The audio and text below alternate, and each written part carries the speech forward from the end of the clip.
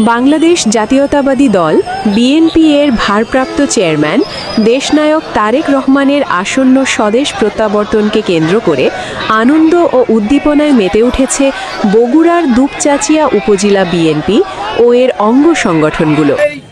দুপচাঁচিয়াতে 8:30টায় যথেষ্ট উপস্থিত হয়ে ঢাকা যাওয়ার জন্য আপনাদেরকে আমি অনুরোধ জানাচ্ছি আপনারা শান্তিপূর্ণভাবে আগামীতে যে নির্বাচন হবে সেই নির্বাচনে আমাদের তারেক রহমান আগামীর স্বপ্ন, আগামীর বাংলাদেশ গঠনের জন্য যে দিক নির্দেশমূলক বক্তব্য দেবে, সেখানে আমরা ঢাকায় যে বক্তব্য শুনবো, সারা বাংলাদেশের নেতা কর্মী সহ গোটা বিশ্ব এই বার্তাটা আমরা সবাই দেখবো ইনশাআল্লাহ। বাংলাদেশের খুশির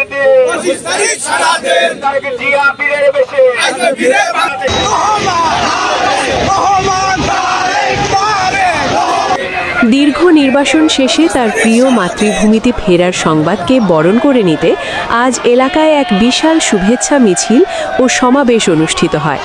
উপজেলা বিএনপির দলীয় কার্যালয় থেকে শুরু হওয়া এই বর্ণাঢ্য মিছিলে হাজার হাজার নেতাকর্মী ও সাধারণ মানুষ স্বতঃস্ফূর্তভাবে অংশগ্রহণ করেন।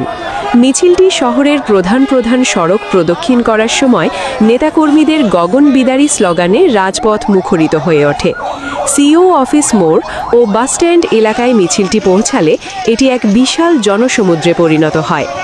মিছিল শেষে আয়োজিত সংক্ষিপ্ত সমাবেশে স্থানীয় নেতৃবৃন্দ বলেন, তারেক রহমানের প্রত্যাবর্তন বাংলাদেশের অবরুদ্ধ গণতন্ত্রের মুক্তির পথে এক ঐতিহাসিক মাইলফলক।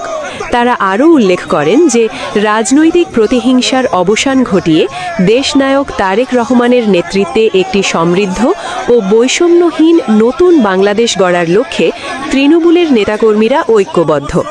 কর্মসূচিটি অত্যন্ত শান্তিপূর্ণভাবে সম্পন্ন হয় এবং নেতাকর্মীদের মাঝে এক নতুন রাজনৈতিক প্রাণের সঞ্চার ঘটে।